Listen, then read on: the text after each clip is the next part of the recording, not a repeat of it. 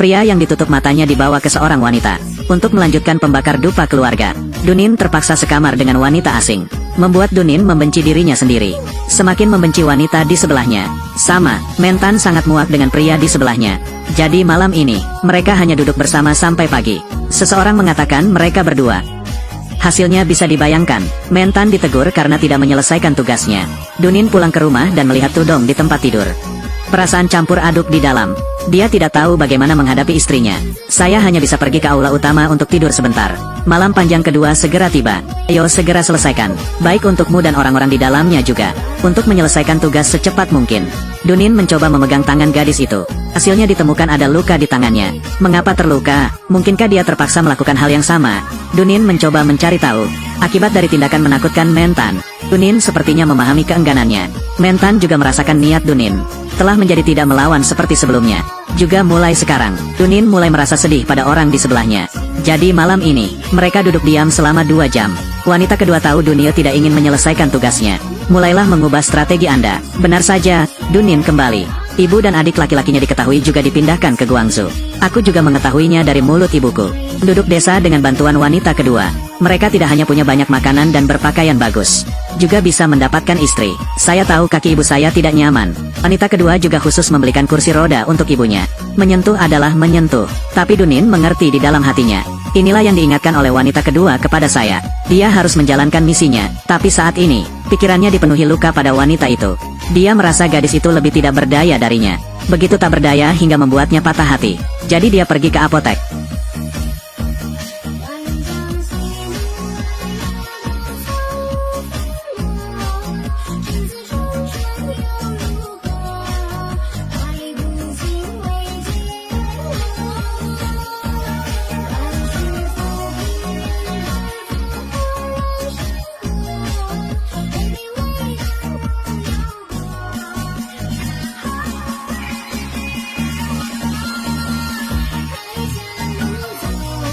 Pada Selasa malam, saya tidak tahu mengapa saya melakukan ini. Mungkin karena rasa bersalah, karena keluarga, karena saya membuat wanita tak bersalah menderita seperti itu. Aku bahkan tidak tahu beberapa malam berikutnya bagaimana perkembangannya. Tapi pada saat itu, saya yakin saya akan setuju dengan wanita aneh ini.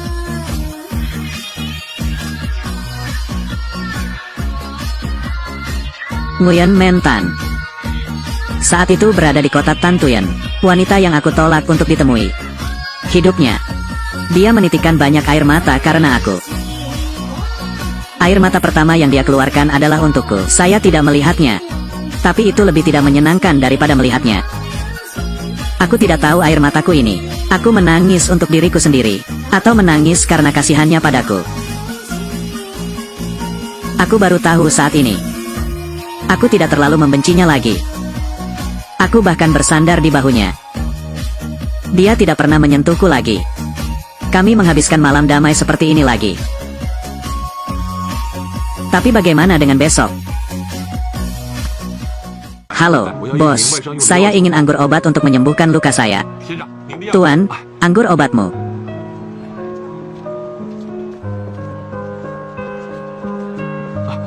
Maaf, silakan tunggu beberapa saat, Tuan halaman. Hormati keluarga.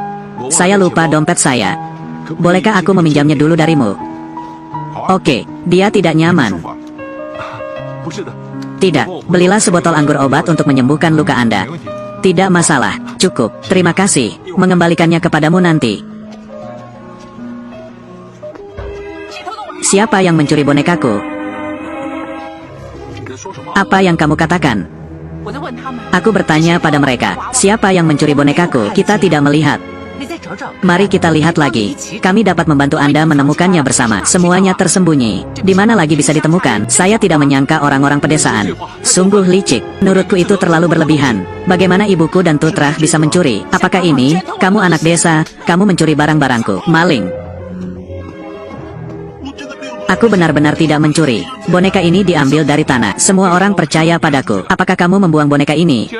Jika kamu tidak menginginkannya, Putrah mengambilnya. Bagaimana itu dianggap mencuri?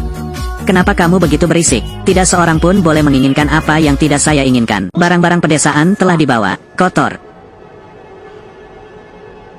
Kita semua adalah satu keluarga. Kenapa begitu?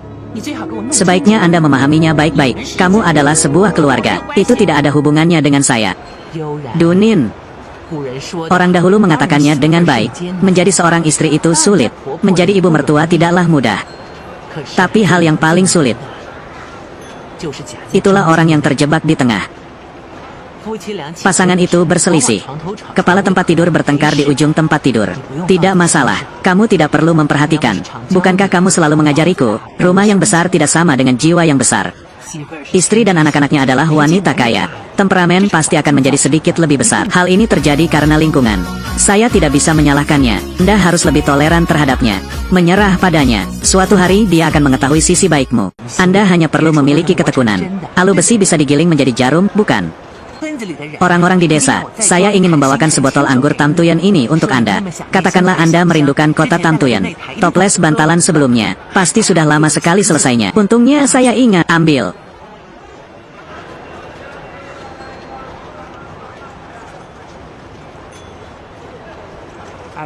Nak, tolong kembalilah.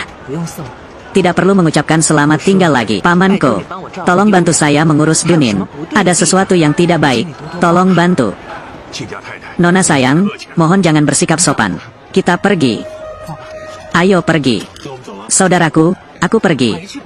Kembali.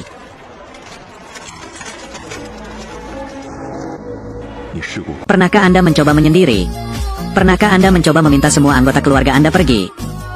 Saya tidak pernah memikirkan apakah saya mencintai Tudong atau tidak. Saya hanya ingin memenuhi tanggung jawab saya sebagai seorang suami, memenuhi keinginan istrinya.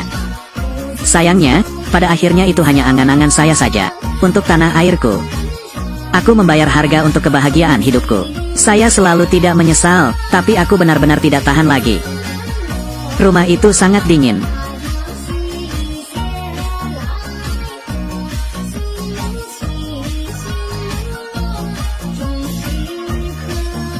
Saya benar-benar ingin menemukan kehangatan.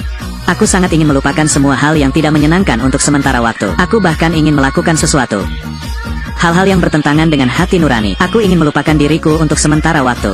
Adalah Dunin yang bermartabat.